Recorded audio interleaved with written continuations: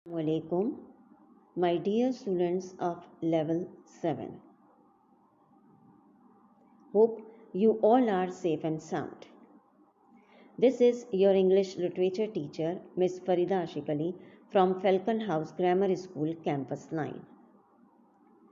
Previously, we were discussing about one of the most interesting cases of Sherlock Holmes, the adventure of the dancing men. In this video, we are going to continue with the case. 2 weeks later, though Cubitt returns to Baker Street with more examples of the dancing men. Cubitt also tells Holmes that he had caught sight of the man drawing the figures, but Elsie had prevented him from shooting at the man. The new copies of the dancing men gives Holmes more to go on, and it seems that with a few hours of Cubitt's latest departure, the detective has deciphered the code. Soon Holmes is dispatching telegrams, although he doesn't fill Watson in on the progress made. 2 days would elapse before a response was received to Holmes' telegrams, and at the same time another set of drawings forwarded by Cubitt has the detective worried.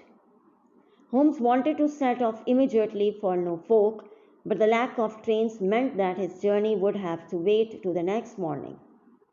Holmes and Watson do travel down to North Walsham the next morning, but by then it is too late, as the station master informs them of the death of Hilton Cubitt. It seems that Cubitt has been shot by Elsie before she has then turned the gun on herself, although the wife of Cubitt is not dead. Holmes and Watson continue their journey on to riding third manor of the Norfolk Constabulary.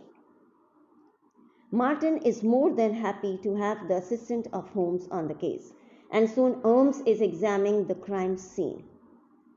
To Martin, it seems a clear-cut case, but when Holmes digs out a third bullet at the crime scene, it is evident that a second gun and therefore a third person was present when Cubitt was shot.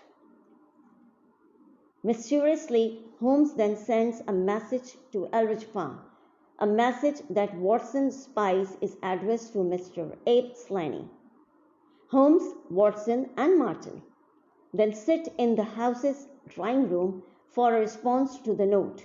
Whilst the three wait, Holmes explains his suffering of the dancing men, and then also explains his telegram to the New York police force in regard to Ape Slanny.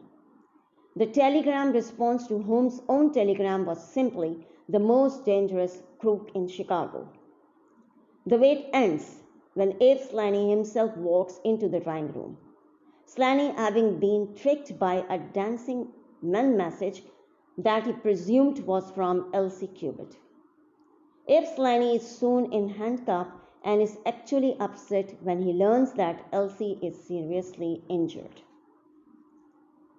Slanny himself was once engaged to Elsie, for he and her father had both been members of the criminal organization named the Joint.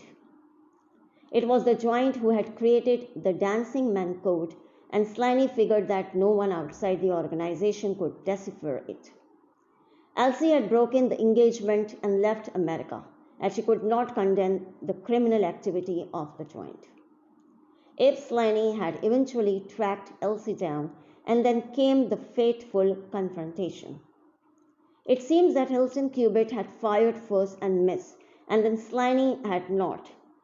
Slanny had fled immediately afterwards, and so had not seen that Elsie, seeing her husband dead, had tried to take her own life. Subsequently, Ape Slanny would be tried and convicted of murder, and whilst the death penalty was given, it was later commuted to life in prison. Elsie Cubitt would eventually make a full recovery and would live for many years afterwards, running her late husband's estate. A case has been solved, but Holmes' client has not been saved. I hope you all have understood this case. Assignment has been given to you. Stay home, stay safe till our next class.